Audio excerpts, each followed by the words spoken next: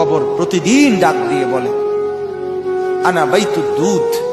প্রত্যেকের কবর প্রত্যেককে ডেকে বলে, ও আল্লাহর বান্দা, জানো আমি পোকামাকড়ের ঘর, পোকামাকড়ের ঘর।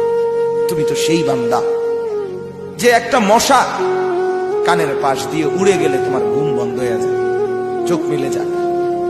একটা মশার গুনগুন আওয়াজ সহ্য করতে পারো না।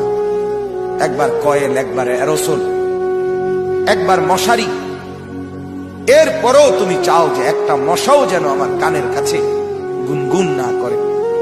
তো 5 ঘন্টার ঘুমের জন্য, 6 ঘন্টার ঘুমের জন্য বান্দা এই যত্ন নিলা, অনন্তকাল কিংবা বছরের পর বছর কবরের যে ঘুম দিবা, পড়ে থাকবা সেই ঘরে, পোকা মাকড়ের ঘর, সেই ঘরে তুমি ঘুমাইবা কেমনে, থাকবা?